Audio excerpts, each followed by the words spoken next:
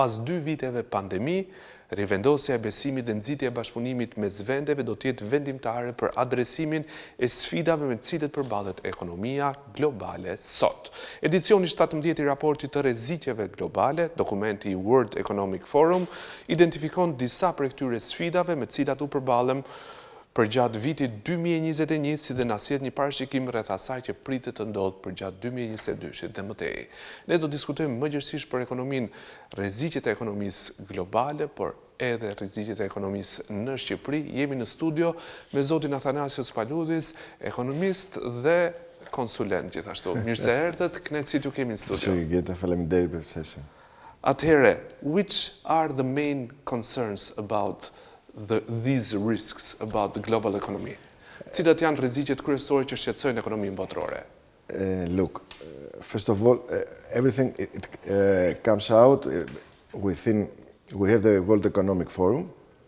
Then we have also the risk report. Okay, this report also includes opinions from thousands of experts who have been also, most of them, maybe all of them, in the forum. So it's very important. I can give you some examples. For example... So let us explain for the viewers. Okay. It is about a survey of these executives participating in the World Economic. Është një survey, në fakt bëhet fjalë për një pyetësor, I cili ka marrë përgjigjet e ekzekutivëve, e drejtorëve ekzekutiv, të cilët janë pjesëmarrës në forumin ekonomik botëror. Also participate in economic for politicians. Pra në këtë forum janë të pjesëmarrës edhe politikanë, persona vendimarrës. Just to give you now, they are worrying for the future. This is, or they are concerned mainly. I can tell you that 23% of the participants is worrying. 61.2, they have concerns. 12.1 are positive, and only 3.7% are optimistic. What was the level of positiveness? 12.1. Pra, 23% janë të shqetësuar shumë mbi ekonominë e së ardhmes, mbi këto rrezikje që I paraqiten ekonomisë globale.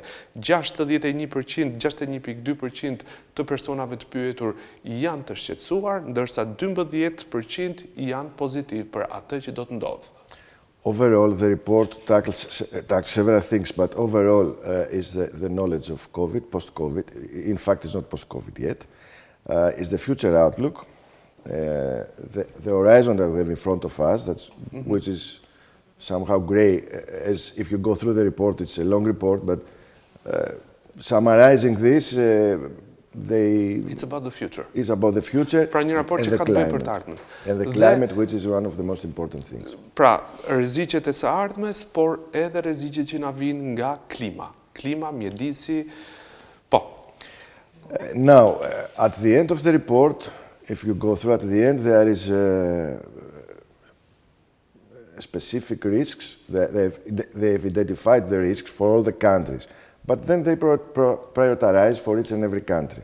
Pra, duke shkuar në fund të raportit, sepse është një raport I gjatë, ky dokument ka që rëndësishëm shkon specifikisht në vendet e caktuara, ndalet edhe tek Shqipëria. To give you an idea about the risks. So, për të marrë një ide rreth rrezikjeve. Unfortunately, nobody is optimistic. The optimistic percent is too low. So, we are running the risk of asset bubble in large economies, collapses of large economies as well, industries in fact, debt crisis, and here we have to clarify what we mean debt crisis here, because as it was published 1 week ago in Albanian news, it was debt crisis of Albania. It's not debt crisis of the state. So it's debt crisis for large economies, for businesses, big businesses. Rrezikjet më të mëdha që identifikohen në këtë raport janë rreziku I borxhit, por jo siç u tha para pak kohësh, u shpërndas si lajm në mediat shqiptare, nuk ka të bëjë me borxhin në Shqipëri. Bëhet fjalë për borxhin global. Nëse ekonomitë mëdha kolapsojnë, këto do të ndikojnë edhe në ekonominë shqiptare. We've also debt of the large economies, meaning that big companies, in fact, big not in terms of Albania, but even Që do të Albania. thotë kompani të mëdha botërore, të cilat nëse falimentojnë kanë efekte edhe tek vendet e tjera, siç mund të jetë në Shqipëri. Nothing has to do with the state. Asgjë nuk ka të bëjë me qeverisjen. Of course, if a large economy,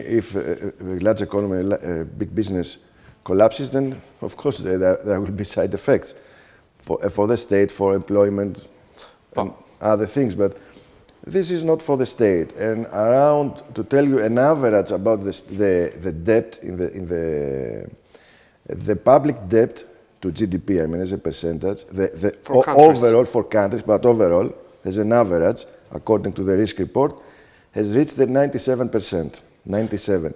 Meanwhile, Albania is in a very good stage, in a very good level. I mean. Pra, sipas zotit Paloudis, nëse marrim sipas raportit, nëse shohim shifrat aty, niveli mesatar i borxhit publik midis vendeve global, pra, është në 97%, ndërkohë që Shqipëria renditet shumë mirë, ka një borxh të ulët krahasimisht me mesatarin globale.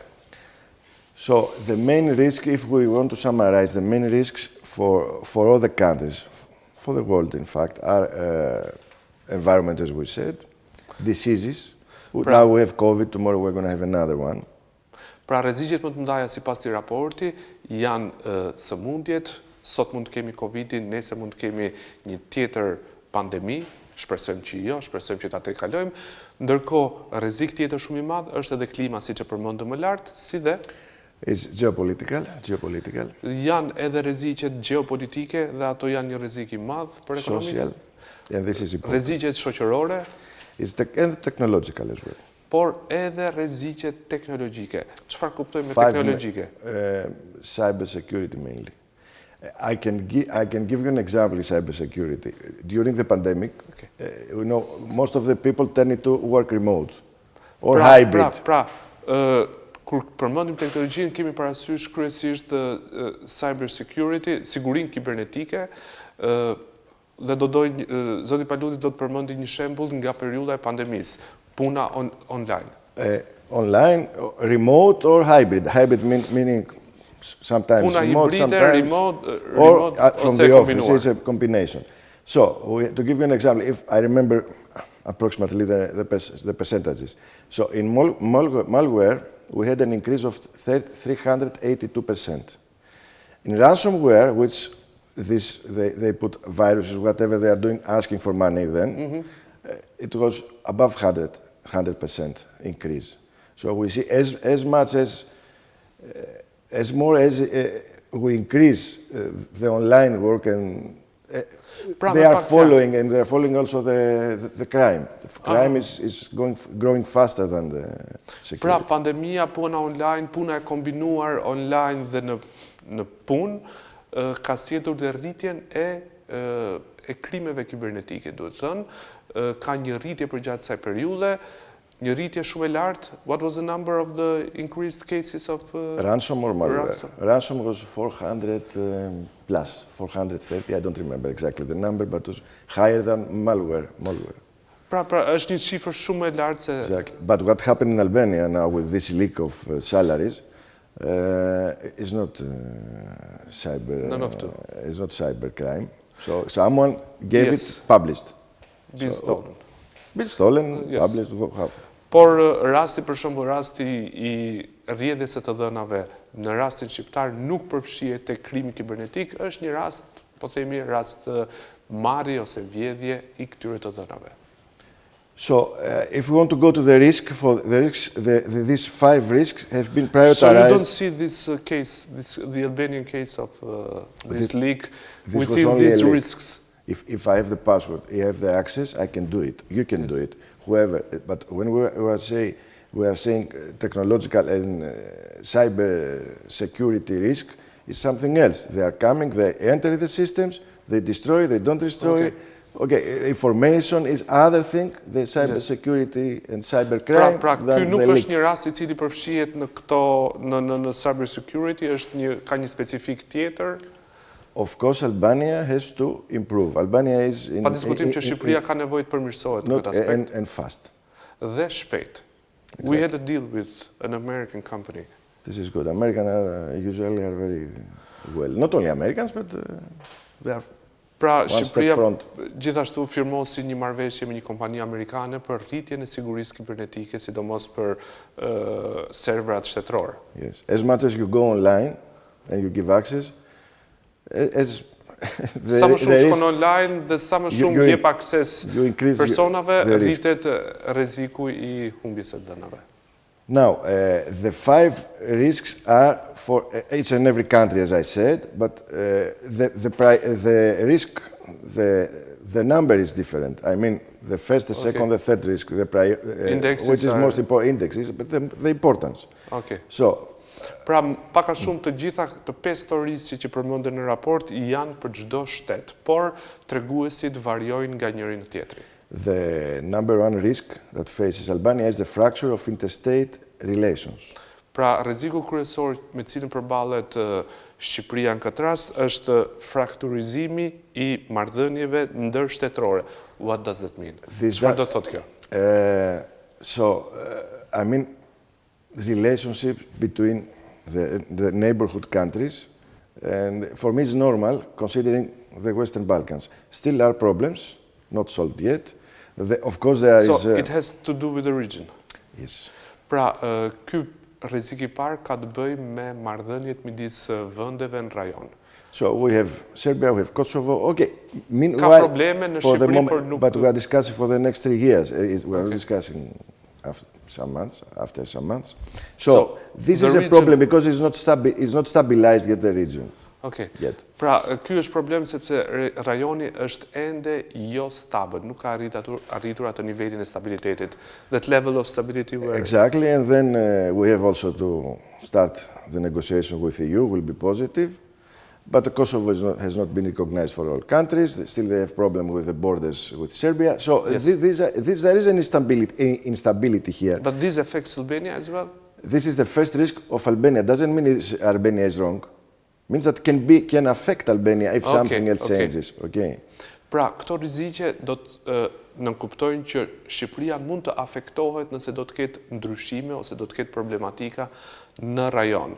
Por realisht zoti Paloudis përmendi rastin e Kosovës me Serbinë që kanë problemet me kufit e tjerë, është një situatë jashtë Shqipërisë, por që mund të afektojë atë. It's in your neighborhood. If it comes to Kosovo or to North Macedonia, maybe it will come to you. I don't believe it, but you never know. Nuk e besoj, por mund të ketë edhe situata të cilët do afektojnë edhe Shqipërinë. And the territorial issue is a big issue here in this area of Balkans. Let's jump to the second. The second is... Let kalojmë tek e dyta, po. Human-made environmental damage. Dëm mjedisor I bërë nga njeriu. This is important. This is what we see, I see, you see, we see every day. Yes. So, here... Është diçka që ne shohim, të gjithë ne shohim çdo ditë. And this is very important for Albania. Dhe kjo është shumë e rëndësishme. I don't know if it's well regulated, but can be regulated, and we need course of actions for this, because it's happening every day, not only in Tirana, even worse outside of Tirana. So this is important, and this management is important also. I think we need here to work on to work, not only to work, to put a lot of efforts. Pra, këtu te kjo pikë, pra dëmi mjedisor I bërë nga njeriu është një pikë tek e cila duhet të përqendrohemi shumë, jo vetëm të punojmë, por duhet të përqendrohemi, duhet të ushtrojmë shumë përpjekje në mënyrë që ta përmirësojmë pasi ka shumë për të bërë. The third is what we have exhausted, is the cyber security issue. E treta është masa që duhet ndërmarrë për rastet e dështimit në cyber security, në sigurinë kibernetike. The fourth risk, this is they've put forth, is debt crisis in large economies. E katërta është krizat e borxhit në ekonomitë e mëdha. And this, I think we discussed regarding this in the beginning. Of course, is a risk, and considering a very not poor but not so much developed banking system. I mean, new products, new features, new instruments. So, okay, but it's a risk. We are talking now for the next 3 years this. Domethënë, këtu po diskutohet, ky raport flet për 3 vitet e ardhshme dhe rreziqet ekzistojnë, por it's not a point, let's say, that it's a main concern, the debt? No, it's a Compared concern. to other countries. Compared to other countries, I'll give examples. Yes. Let's go to the last, which last becomes important as well. And for me, is connected with the debt crisis in large economies, is the infectious diseases. Pra, le të shkojmë tek e fundit, që është sëmundjet infektive, e cila lidhet edhe me pikën e 4 që ka të bëjë me borxhin. These two plus the state are strongly connected, very well connected. Të dyja këto së bashku me qeverisjen, me shtetin, janë shumë të lidhura me njëra To tjetrën. give you an example, Për të dhënë një shembull. in other states, Greece included, we have 50% of the employees not working, 50 or working remote, the other 50 going to the office. But we have this also in the industries. Look what happened 2 years ago, 2 years ago in Bergamo with the disease. So we have a decrease of production with a lot of things. And this also brings the disease also, the shock of commodities, gas, oil, prices. Qartë. Pra, zoti Paloudis mori si shembull Greqinë, ku në momentet caktuara 50% e administratës publike punojnë remote, punojnë nga shtëpia, por kjo mund të ndodhi dhe me industritë, gjë që bën që të ulet prodhimi, të mos kemi të ulen edhe madhrat, vlera e madrave, pra afekton të gjithë ekonominë. Jo vetëm publike. Jo vetëm publike, but industries as well. Industries as well and private companies as well. And some of Industrit, por edhe kompanitë private. And some of them they have implemented, if are not obliged, they have implemented the measures accordingly. They have adjusted according to the directions of the state. And also is the mask, and also is the vaccination. So, pra janë ndërmarrë shumë masa në mënyrë që të përshtaten me situatën e re dhe sfidën me të cilën ajo vjen, ku le të themi kompanitë e mëdha janë përshtatur me situatën. So these are the risks. And, Këto janë rreziqet. And I'm insisting for risk number 4 for Albania, which is debt crisis to large economies, because as I read it, as I told you, 10 days ago, I got crazy because I've read the risk report and I said, come on, I'm giving a wrong impression. It's not the state that has problem, the debt of the state.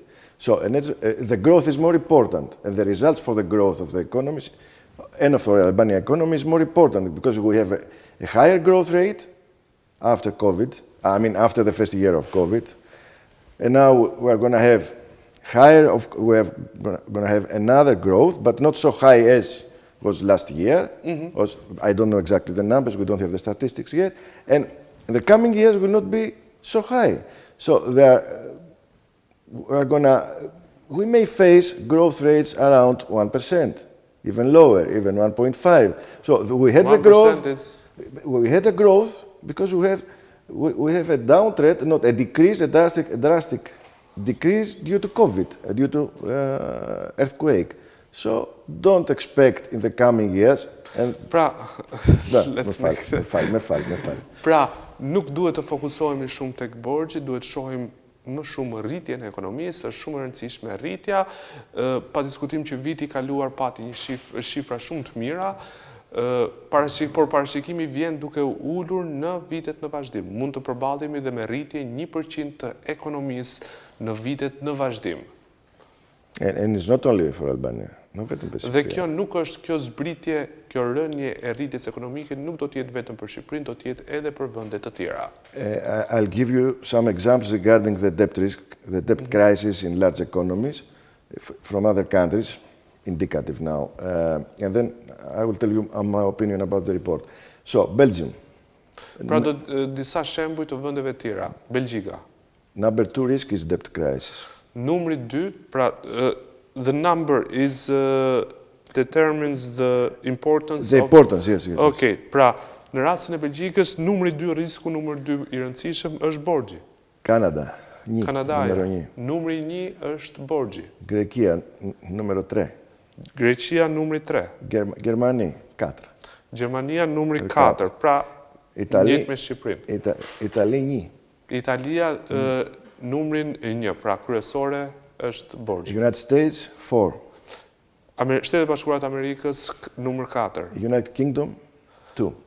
Mbretëria e Bashkuar numër 2 është borxhi gjithashtu. Depends on the countries, on the economies of the countries and the businesses there. Varet shumë tek ekonomia e vendeve, varet shumë edhe tek sipërmarrja, biznesi. Exactly, and the risks they are facing and the problems on their economy. Overall, because we are running out of time as far as I understood, overall, I think, my opinion for the report... Opinioni im për raportin?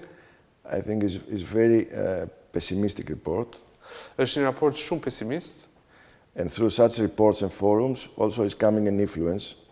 Dhe gjithashtu nëpërmjet këtyre raporteve dhe për këtyre forumeve vinë edhe influencat ndryshme. What it comes out of the outcome of this for me is the environment, which is very important, is the cyber security issue, and also is something that is missing. We didn't discuss is what is happening on the earth out there in the. I mean, there are issues for satellites. There are issues. They are thinking to start frictions to other countries, not to have satellites. That's an exclusive for some countries. Yes. I mean, yes, for the ones that they have satellites. Yes. So there are other issues that are... Even though Albania is slowly becoming part of this group of nations who will send a satellite in space. Welcome then, welcome to this part. Gjithsesi, Shqipëria urojmë që së shpejti të jetë pjesë e këtyre grupit vendeve të cilët do të kenë një satelit, siç është thënë nga kryeministri muaj më parë, në një satelit në hapësirë. Pra, rreziqet kryesore që ju përmendët janë për Shqipërinë ambienti, krimi kibernetik, dhe what else? Diseases, dhe sëmundjet gjithashtu. But I'm optimistic for Albania, to tell you the truth. Por unë jam optimist për Shqipërinë, që të them vërtetën. Has a lot to do. Ka shumë për të bërë. But is in the right way. Por the right path, I believe. Është në rrugën, në shtegun e duhur për të ecur përpara. If we go like this, if we don't have some surprises. Nëse do të ecim në këto ritme dhe nuk do të kemi surpriza në të ardhmen. Okay. Thank you very much. Faleminderit shumë. Faleminderit. Si gjithmonë kënaqësi të kemi në studio për diskutuar zhvillimet nga ekonomia. Shumë faleminderit.